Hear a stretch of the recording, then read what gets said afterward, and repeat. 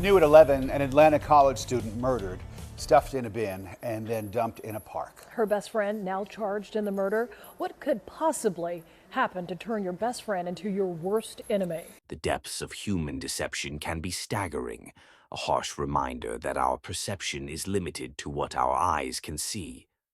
Trust, a fragile and delicate entity, is the foundation upon which relationships are built, and when it's shattered, the consequences can be devastating. Being betrayed is not a reflection of naivety, but rather a testament to the goodness in our hearts, a willingness to see the best in others, even when they may not deserve it.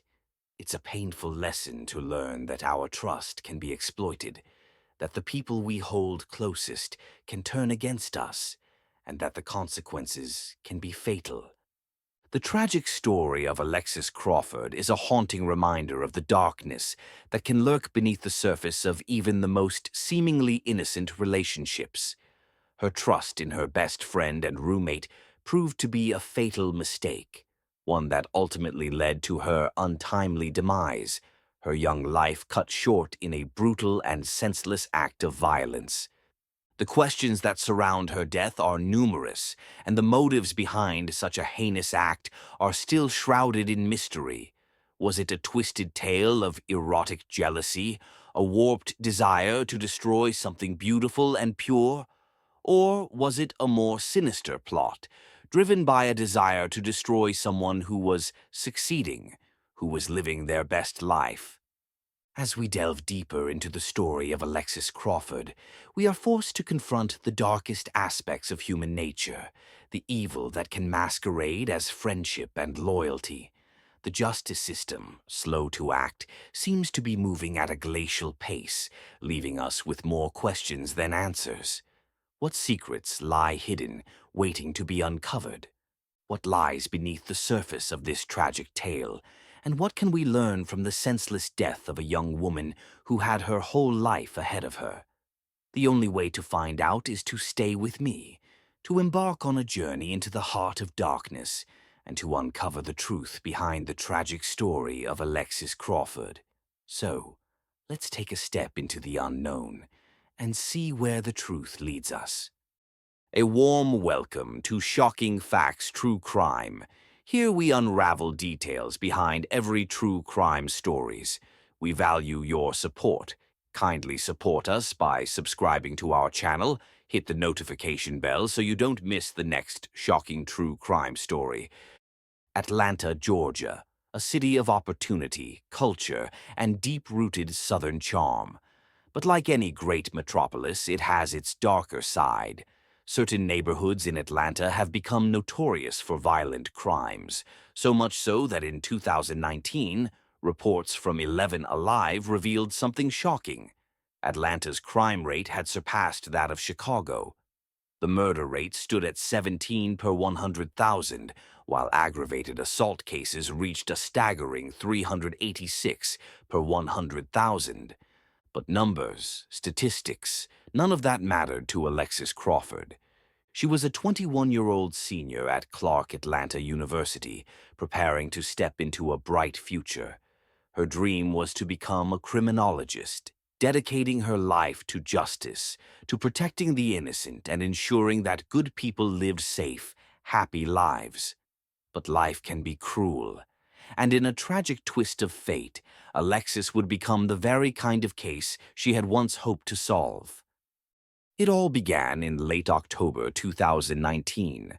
Alexis was living away from her family, but she had always stayed in close contact with them, if not through calls, then through texts, messages, or social media updates. It was unlike her to disappear even for a few hours, let alone days. But this time she had gone silent. Her mother, father, siblings, everyone was growing anxious. Where was Alexis? Why hadn't she called? Had something happened? On November 1st, her family reported her missing. They didn't just leave it to the police. They took their desperation to the media, pleading for anyone with information to come forward. The pain in their voices was undeniable. "She's a beautiful girl," her mother sobbed during an interview. "She's fun-loving. She loves her sisters. She loves her brothers. Days turned into an agonizing wait. Then the worst possible outcome unfolded. A week after she had vanished, Alexis's body was found, dumped in a park in DeKalb County, wrapped in a trash bag. Imagine being the detective who had to break that news to her family. Imagine being the parent who received it. At Clark Atlanta University, students were gripped with fear. If this could happen to Alexis, a bright, kind, responsible young woman who was truly safe, her family was left in devastation and confusion. Who could have done this? And why? Alexis had no enemies. She wasn't involved in crime. She lived a modest, careful life. None of it made sense. But the detectives had to start somewhere. Their first stop, Alexis's dorm at Heritage Station. The forensic team scoured the place, but at first there were no obvious signs of struggle, no immediate clues leading to her murderer. But what they did find were two people with answers: her roommate, Jordan Jones, and Jordan's boyfriend, Baron Brantley. Baron, 27, didn't officially live there, but he was always around, always watching. When the detectives questioned them, something seemed off from the start. Neither Jordan nor Baron had a perfectly rehearsed alibi. In fact, they weren't even sure what to say. They stumbled over their words, contradicting themselves at times. But at first, that wasn't necessarily suspicious. If two people tell the exact same story, word for word, that often means they've practiced it. Lies are easier to remember when they're scripted. But something wasn't sitting right. Detectives decided to interview them separately, and that's when they started noticing discrepancies. Both Jordan and Baron kept repeating one key point. There had been a Halloween party. That night, Alexis, Jordan, and Baron had all been drinking. At some point, Alexis and Baron ended up in the bathroom together. Jordan said she was furious. According to her, Alexis had betrayed her by sneaking off with her boyfriend. That night, she cut her best friend off completely. And just days later, Alexis vanished. Baron's story was similar, but with a strange detail. He admitted he had been very drunk that night. In fact, he claimed he was so drunk that he had mistaken Alexis for Jordan. That was why they were in the bathroom together, he insisted. A misunderstanding. Detectives didn't believe it, and they were right not to. Because the truth was much, much darker. On October 26th, just a few days before she disappeared, Alexis, Jordan, and Baron had been drinking together in their apartment. At some point in the night, Baron started touching Alexis's arm, making suggestive comments. She pulled away, visibly uncomfortable. "What are you doing?" she asked. "Oh," Baron slurred, "I thought you were Jordan." A strange excuse, a disturbing one. A few minutes later, Alexis got up from the couch and went to the bathroom, and Baron followed. What happened next is the kind of horror that no one should ever have to endure. Baron forced himself onto Alexis. The attack was so brutal, so traumatic, that her body shut down. She blacked out. When she woke up the next morning, she knew something was wrong. Not the usual grogginess after a night of drinking. This was something deeper. A gut-wrenching, sickening feeling in her bones. She rushed to the hospital and requested an SA kit. And her worst fears were confirmed. Baron had assaulted her. But Alexis wasn't going to stay silent. The very next day, she reported him to the police. There was an official record of her complaint. But what she didn't know, what no one could have predicted, was that the person who should have protected her, the person she called her best friend, would betray her in the worst possible way. Jordan didn't believe her. Alexis had trusted Jordan with her life. They had been inseparable since freshman year. Jordan had spent holidays with Alexis's family and had been welcomed into their home with open arms. But when Alexis told Jordan what Baron had done, Jordan didn't side with her. She sided with him. She accused Alexis of lying, of trying to steal her boyfriend. She turned on her completely. Imagine how that must have felt. In just 24 hours, Alexis lost not only her sense of safety, but also her closest friend. And worse, she was still trapped. Jordan was her roommate. Baron still visited. She had nowhere to go, no way to escape the nightmare that was unfolding. Then, 3 days later, everything exploded. Jordan and Alexis got into a fight. Maybe Alexis had confronted her. Maybe Jordan had finally snapped. But words turned to fists, and then Baron joined in. Together, they overpowered Alexis. And when she fought back, they silenced her. With a trash bag. The very same kind they later used to dispose of her body. For days, they acted as if nothing had happened. They lied. They covered their tracks. But no lie lasts forever. After relentless interrogations, after the evidence began stacking up against them, Jordan and Baron confessed. They led detectives to the park where they had discarded Alexis like she was nothing. But Alexis Crawford was not nothing.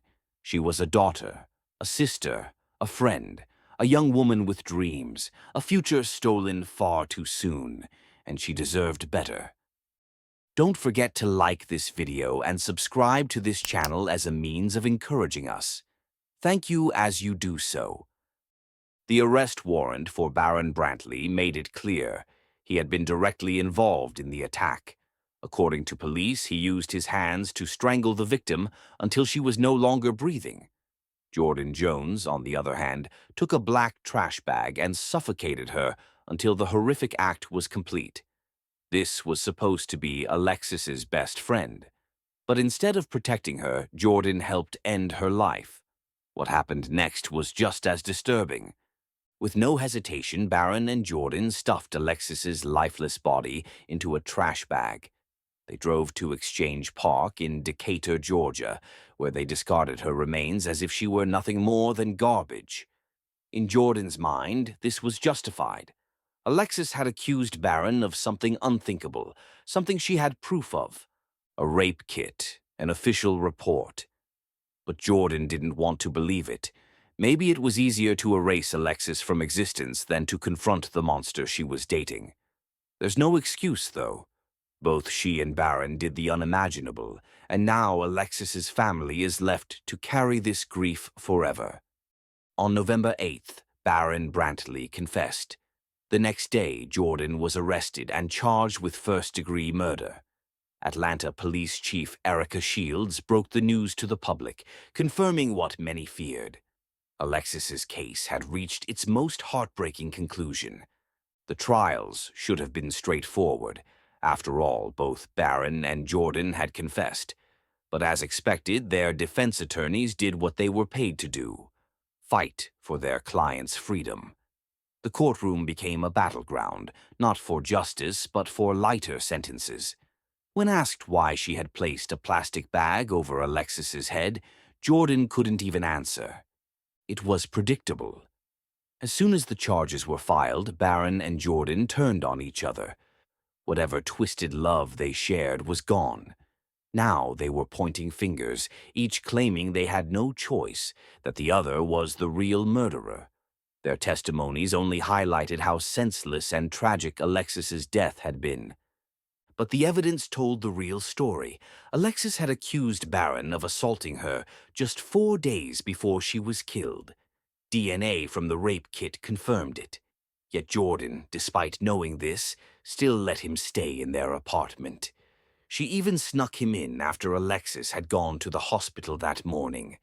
He hid in her room until the night of October 30th, when everything spiraled into horror. Alexis, already afraid and betrayed, was trapped with her attacker. Baron made sure to cover his tracks. He scrubbed away any trace of what had happened in that apartment. This is why investigators initially found nothing. But when forensic teams went back with luminol, they uncovered the dark truth. Evidence of the attack, of the murder, all hidden beneath the surface. As if that wasn't disturbing enough, after killing Alexis, Baron and Jordan didn't flee in a panic. They took a nap. Then they went to a Halloween party. The coldness of it all made it clear there was no remorse. Both were charged with murder and denied bond. They tried to appeal, but the court refused. Jordan's defense argued that she had no real criminal history, aside from a misdemeanor, and that she was a kind, active member of her community. But the prosecution had receipts.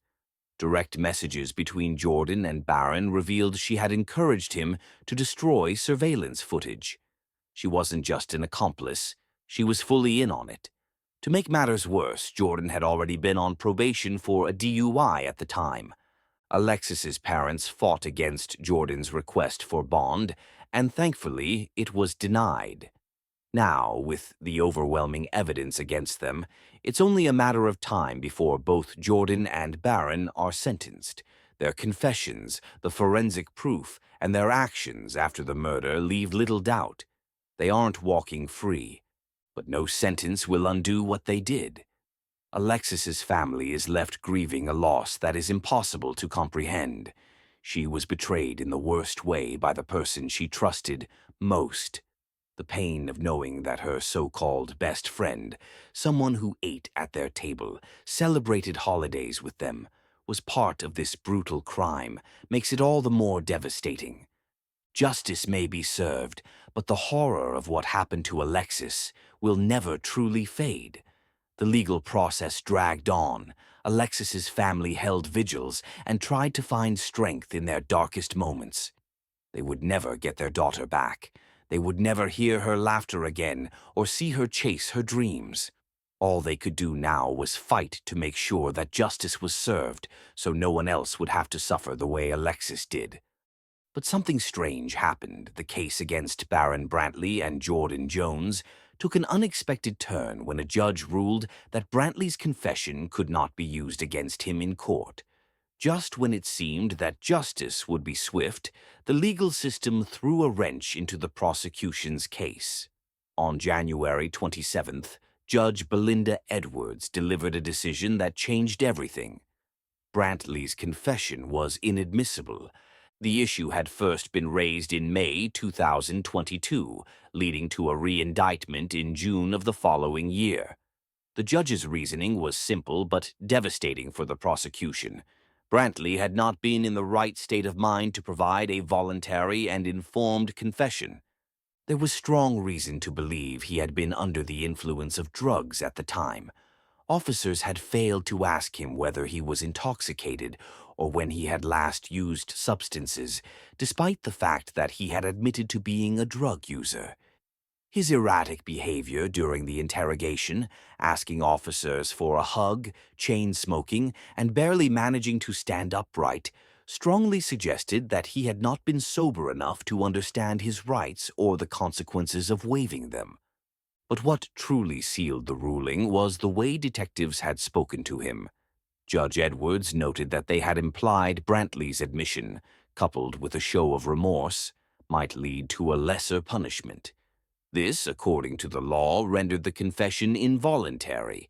A confession must be made freely, without any promise of benefit. By suggesting that confessing could work in his favor, investigators had given Brantley hope of a lighter sentence, enough to have the statement thrown out entirely. Still, even without Brantley's confession, the evidence against him and Jordan remained overwhelming. A detective who testified at a preliminary hearing in 2019 recounted what Brantley had initially told them, that he had strangled Alexis Crawford while she struggled for breath, her sounds of agony filling the room.